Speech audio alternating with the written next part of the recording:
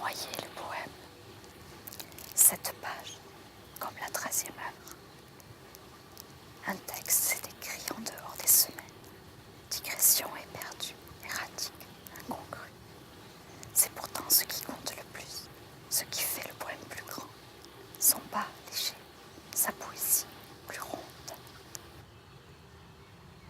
C'est ici que j'ai eu envie de faire des ateliers pour Chemin d'art en Armagnac, que j'ai appelé Écrire sur les chemins, parce qu'il y avait cette exposition si belle avec les draps d'argile sur l'eau, au-dessus de l'eau, le jeu des reflets, des lumières. Je trouvais que c'était magnifique.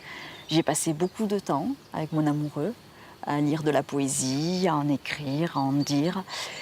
Et voilà, c'est un lieu qui m'a beaucoup inspirée et je suis heureuse d'y revenir avec cette jolie exposition qui ressemble à ce que je voulais.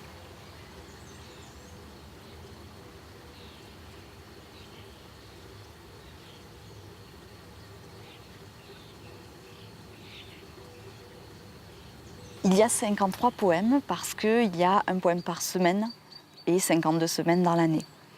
Et donc 13 poèmes par saison avec leur progression, leur forme qui évolue au fil de l'année. Et le 53e poème, c'est celui du centre, celui qui permet de passer de 26 vers à 27 vers, du pair à l'impair.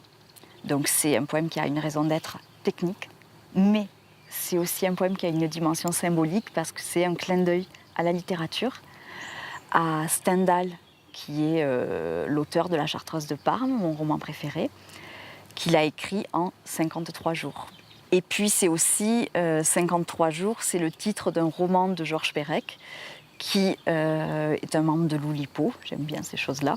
Donc le roi de la contrainte forcenée, du plan, du cahier des charges bien précis, etc. Et donc 53 jours est un roman qu'il a écrit en hommage à Stendhal, à La Chartreuse de Parme. Et voilà, et donc quand j'ai découvert cette coïncidence, je me suis dit que mon 53e poème, il avait vraiment toute sa raison d'être, puisque ce sont deux de mes inspirations.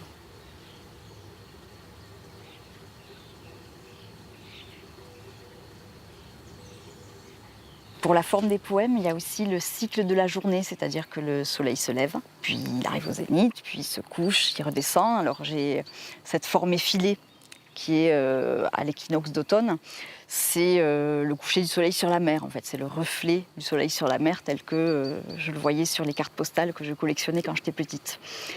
Et pour la toute fin, je savais que je voulais arriver à l'étoile pour le solstice d'hiver.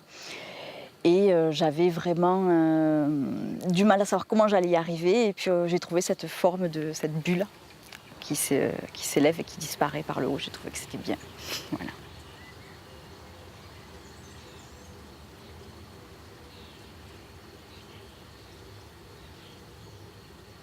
J'ai une citation de Ferré que je ne connais pas par cœur. C'est dommage parce qu'elle est chouette. C'est il dit en gros que les gens qui comptent les pieds, les syllabes sur leurs doigts ne sont pas des poètes, mais des dactylographes. Et j'adore cette phrase. J'ai passé mon temps en écrivant ces textes à compter sur mes doigts pour avoir le nombre de signes exact. Et donc, à un moment, je me suis demandé si j'étais pas en train de devenir une dactylographe. Et en fait, j'ai vraiment pris soin de travailler la musique. Donc, si on prend le temps de les lire, de se les lire, de les murmurer, peut-être qu'on peut entendre cette musique que j'ai essayé d'y mettre malgré tout. C'est pas seulement j'ai rempli mes cases, j'ai aussi essayé que ce soit musical, rythmé, mélodique.